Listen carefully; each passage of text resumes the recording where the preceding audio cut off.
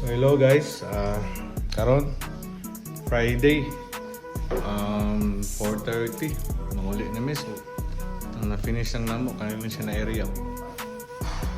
Palagi naman siya na human jud kay may mga difficulties na nahitabo ang granite doble na deliver. So ang human na mo kanilang nangyari sa dirty kitchen. Wala na siya sink.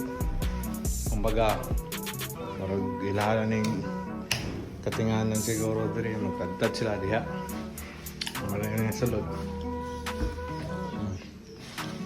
Ano yung mga pang nalo na siya isa ka shelves na mababoltanan bawat portion niya.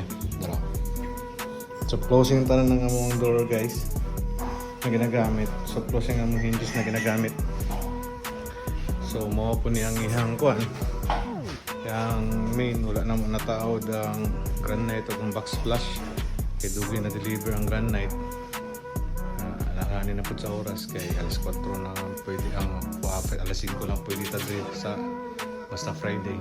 Pero okay na ning retouch na lang taas niya. Obos mo na ni kani mo ni siyang sa taas na cabinet door na sliding. Dili na sana mo ibutang kay taod na mo daw ng mirror. Nanandri yung mga kateri. Tawag gold ang gipili na handle dahil ni ma'am. Yan mga butangan na nog ka ng kuhan plato na dere diba padre tapos siya mini condiments dere na DIY na mo para di na kayo magasto si ma'am o si sir pwede naman siya DIY nindot na yapon yung drawers na tanan siya yung mini pantry butang na mo. Closing kaya ko na guys. Gold nga handle. Karon masaka ta sa taas. Check na to ang taas.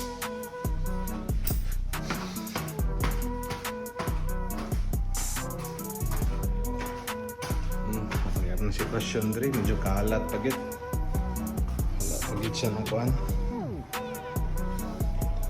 O niyang ihang roof bed para siyang anak. Na siya duha ka mirror diha na door drawers ni dire sa steps paana dito pasaka na siya suga upat ka buok na isa pa ang function ay mga drawers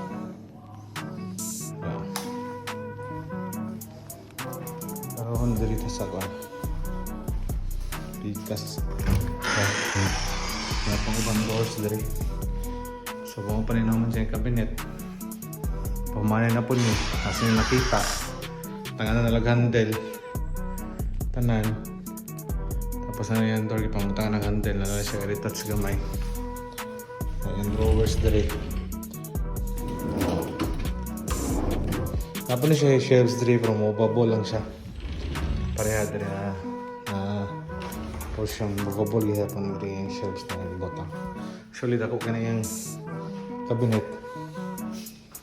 Ano puli mga Tuesday mahuman na gini siya tanan. Ano ba guys? Thank you.